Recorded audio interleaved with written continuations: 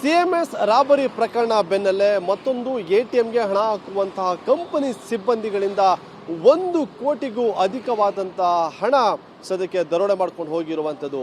ಕೋರಮಂಗಲ ಮುಖ್ಯ ರಸ್ತೆಯಲ್ಲಿರುವಂತಹ ಆಕ್ಸಿಸ್ ಮತ್ತು SBI ಬ್ಯಾಂಕ್ನಿಂದ ಹಣವನ್ನು ತೆಗೆದುಕೊಂಡು ಹೋಗಿ ಎಟಿಎಂಗೆ ಹಾಕೋಬೇಕು ಅಂತ ಹೇಳಿ Hitachi payment services private limited ಅಂತ ಏನಿದೆ ಅಲ್ಲಿರುವಂತಹ 2 ಪ್ರತ್ಯೇಕ ತಂಡಗಳಿಗೆ, ಒಂದು ತಂಡಕ್ಕೆ 57 ಲಕ್ಷ, ಮತ್ತೊಂದು ತಂಡಕ್ಕೆ 80,49,800 ರೂಪಾಯಿಯನ್ನು ಕೊಟ್ಟು ಕಳಿಸಲಾಗತ್ತೆ. ಅಂದರೆ 2 ಗುಂಪುಗಳಾಗಿರ್ತಾರೆ. ಅಂದರೆ ಹಿಟಾಚಿ ಪೇಮೆಂಟ್ ಸರ್ವಿಸಸ್ ಪ್ರೈವೇಟ್ ಲಿಮಿಟೆಡ್ನ ಅಧಿಕಾರಿ ಮಿಥುನ್ ರವರು, ಪ್ರವೀಣ್, ಧನಶೇಖರ್, ರಾಮಕ್ಕ, ಹರೀಶ್ ಕುಮಾರ್, ಮತ್ತೊಬ್ಬ ಹರೀಶ್ ಕುಮಾರ್, ಪ್ರವೀಣ್ ಕುಮಾರ್, ವರುಣ್ ಸೇರಿದಂತೆ ಇತರೆ ಸಿಬ್ಬಂದಿಗಳಿಗೆ ಸೂಚನೆಯನ್ನು ಕೊಟ್ಟಿದ್ರು. ಆದರೆ ಅವರು ತೆಗೆದುಕೊಂಡು, ಅಂದರೆ ಈ ಬ್ಯಾಂಕಿನ ಹಣವನ್ನು ತೆಗೆದುಕೊಂಡು ಹೋಗಿ ನೇರವಾಗಿ ಒಂದಿಷ್ಟು ಸೂಚಿಸಲಾಗಿರುವಂತಹ ATMನಲ್ಲಿ ಹಣವನ್ನು ತುಂಬಿಸಬೇಕಾಗತ್ತೆ. ಆದರೆ ಅಲ್ಲಿ ಹಣವನ್ನು ತುಂಬಿಸದೆ ತಮ್ಮ ಸ್ವಂತಕ್ಕೆ ಅದನ್ನು ತೆಗೆದುಕೊಂಡು ಹೋಗಿರುವಂಥದ್ದು.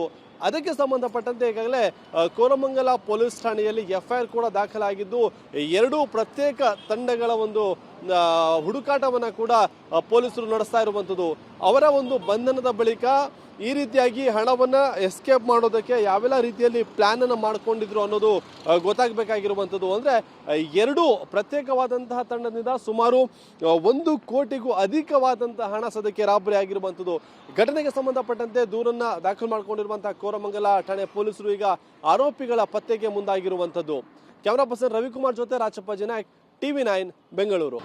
ಸಿಎಂಎಸ್ ರಾಬರಿ ಪ್ರಕರಣ ಬೆನ್ನಲ್ಲೇ ಮತ್ತೊಂದು ಎಟಿಎಂಗೆ ಹಣ ಹಾಕುವಂತಹ ಕಂಪನಿ ಸಿಬ್ಬಂದಿಗಳಿಂದ 1 ಕೋಟಿಗೂ ಅಧಿಕವಾದಂತಹ ಹಣ ಸದ್ಯಕ್ಕೆ ದರೋಡೆ ಮಾಡ್ಕೊಂಡು ಹೋಗಿರುವಂಥದ್ದು. ಕೋರಮಂಗಲ ಮುಖ್ಯ ರಸ್ತೆಯಲ್ಲಿರುವಂತಹ ಆಕ್ಸಿಸ್ ಮತ್ತು SBI ಬ್ಯಾಂಕ್ನಿಂದ ಹಣವನ್ನು ತೆಗೆದುಕೊಂಡು ಹೋಗಿ ಎಟಿಎಂಗೆ ಹಾಕೋಬೇಕು ಅಂತ ಹೇಳಿ Hitachi payment services private limited ಅಂತ ಏನಿದೆ ಅಲ್ಲಿರುವಂತಹ 2 ಪ್ರತ್ಯೇಕ ತಂಡಗಳಿಗೆ, ಒಂದು ತಂಡಕ್ಕೆ 57 ಲಕ್ಷ, ಮತ್ತೊಂದು ತಂಡಕ್ಕೆ 80,49,800 ರೂಪಾಯಿಯನ್ನು ಕೊಟ್ಟು ಕಳಿಸಲಾಗತ್ತೆ. ಅಂದರೆ 2 ಗುಂಪುಗಳಾಗಿರ್ತಾರೆ. ಅಂದರೆ ಹಿಟಾಚಿ ಪೇಮೆಂಟ್ ಸರ್ವಿಸಸ್ ಪ್ರೈವೇಟ್ ಲಿಮಿಟೆಡ್ನ ಅಧಿಕಾರಿ ಮಿಥುನ್ ರವರು, ಪ್ರವೀಣ್, ಧನಶೇಖರ್, ರಾಮಕ್ಕ, ಹರೀಶ್ ಕುಮಾರ್, ಮತ್ತೊಬ್ಬ ಹರೀಶ್ ಕುಮಾರ್, ಪ್ರವೀಣ್ ಕುಮಾರ್, ವರುಣ್ ಸೇರಿದಂತೆ ಇತರೆ ಸಿಬ್ಬಂದಿಗಳಿಗೆ ಸೂಚನೆಯನ್ನು ಕೊಟ್ಟಿದ್ರು. ಆದರೆ ಅವರು ತೆಗೆದುಕೊಂಡು, ಅಂದರೆ ಈ ಬ್ಯಾಂಕಿನ ಹಣವನ್ನು ತೆಗೆದುಕೊಂಡು ಹೋಗಿ ನೇರವಾಗಿ ಒಂದಿಷ್ಟು ಸೂಚಿಸಲಾಗಿರುವಂತಹ ATMನಲ್ಲಿ ಹಣವನ್ನು ತುಂಬಿಸಬೇಕಾಗತ್ತೆ. ಆದರೆ ಅಲ್ಲಿ ಹಣವನ್ನು ತುಂಬಿಸದೆ ತಮ್ಮ ಸ್ವಂತಕ್ಕೆ ಅದನ್ನು ತೆಗೆದುಕೊಂಡು ಹೋಗಿರುವಂಥದ್ದು.